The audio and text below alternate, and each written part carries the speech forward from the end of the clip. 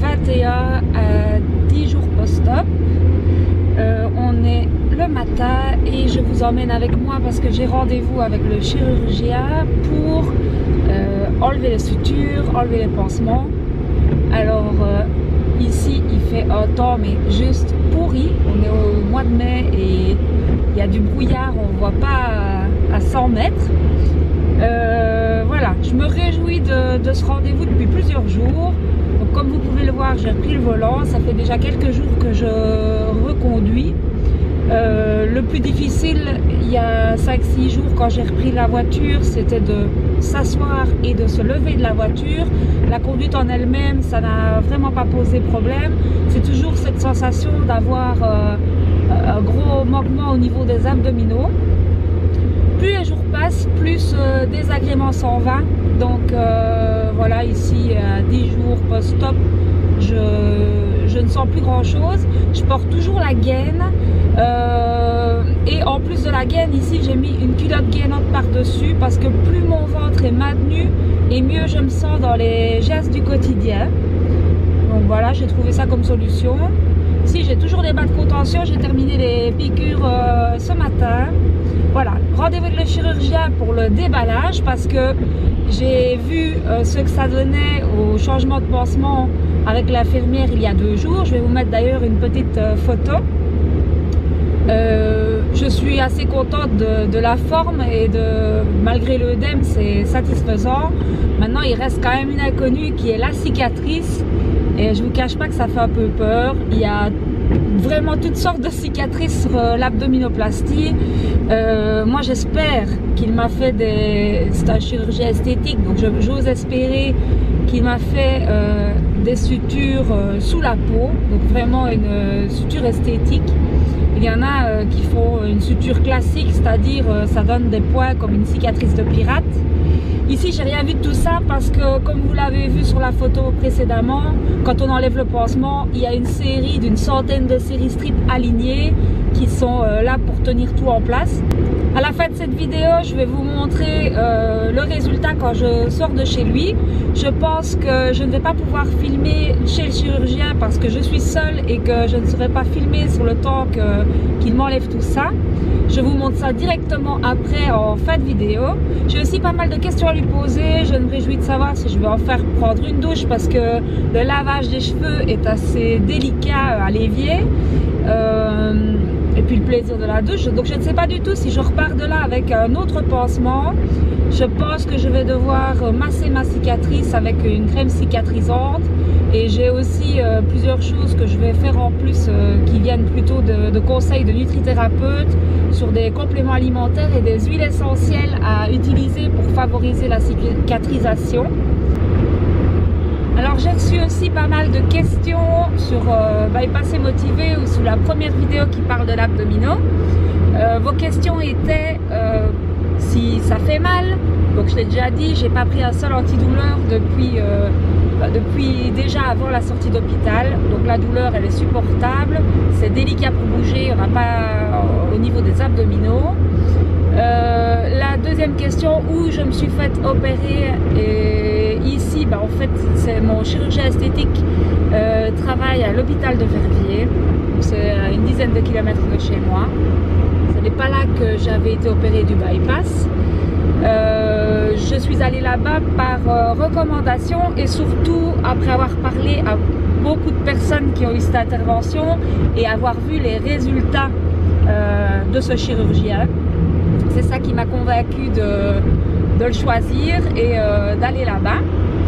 Le côté honoraire, on m'a aussi demandé combien coûtait l'abdominaux. Alors ici en Belgique, quand on a eu une chirurgie bariatrique, l'abdominaux est pris en charge. Il n'y a pas de passage au préalable chez un médecin conseil. C'est le chirurgien esthétique qui fait foi. Pour moi, il n'y a eu aucune démarche administrative à faire. C'est le chirurgien esthétique qui règle ça. Il a juste fait des photos juste avant l'opération. Côté supplément, coût, avec une assurance hospitalière au maximum, donc vraiment celle qui permet d'avoir une chambre au sol, etc. Cette intervention me coûte dans les 500 € de supplément. c'est tout à fait raisonnable. Et je pense que c'est parce que dans mon cas, il y avait liposuction. Je ne suis même pas certaine que s'il n'y a pas liposuction au niveau des hanches, mais ça c'était presque obligatoire dans mon cas si je ne voulais pas de plis. Voilà, s'il n'y a pas lipo, je pense qu'il n'y a même pas de supplément. Ça dépend fortement d'un chirurgien à l'autre, d'un établissement à l'autre et de votre assurance hospitalisation. Donc voilà, il ne faut pas hésiter à bien demander à votre chirurgien à quoi s'attendre.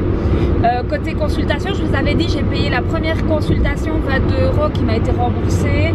La consultation, la seconde avec le chirurgien esthétique, elle était pour lui, dit-il, pour revoir la situation, donc ça ne m'a rien coûté.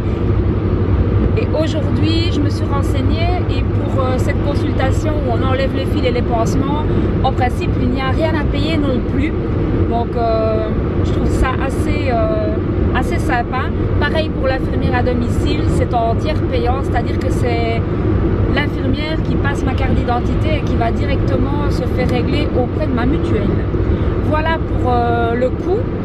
L'endroit, je vous l'ai dit, le chirurgien, ben, je l'ai choisi parce que renommé, enfin voilà, des bons retours et surtout des photos qui m'ont convaincu de son travail. Voilà, c'est tout ce que je peux vous dire pour le moment. Et on se rejoint dans quelques minutes après. Allez, je vous dis bisous bisous. Coucou, je vous retrouve fin de journée. J'ai dû attendre toute la journée parce que quand je suis rentrée chez moi et que j'ai enfin eu l'autorisation de prendre une douche, je vous le donne en mille, il y avait une coupure d'eau. Donc j'ai dû patienter toute la journée pour prendre ma douche et enfin faire des photos et finir cette vidéo. Alors, qu'est-ce que le chirurgien m'a raconté? Ben, il est assez content du résultat. Il m'a enlevé tous les pansements et les fils. Les points en fait se tirent vers l'extérieur. Les sutures sont toutes internes, ça ne se voit pas. Il coupe en fait 4 nœuds, 2 au milieu où il m'a remis un mini sparadrap et 2 aux extrémités et il tire sur les fils aux extrémités. On sent vraiment la suture qui s'en va sur tout le long du ventre vers l'extérieur. C'est une sensation un tout petit peu désagréable mais vraiment pas douloureuse ou gênante comme le drap. Il a simplement repassé un désinfectant pour y voir plus clair. Alors, qu'est-ce qu'il m'a dit? Il m'a dit de mettre une pommade cicatrisante à partir de ce week-end et des pansements à base de silicone pour la nuit. Apparemment, ça serait un rouleau. Je n'ai pas encore été chercher ce pansement, donc je ne sais pas. Et c'est à mettre uniquement le soir et à enlever tous les matins. Par-dessus ça, je dois continuer à mettre la gaine encore pendant 3 semaines. Dans 3 semaines, je le revois et il me donnera les consignes à ce moment-là pour la suite.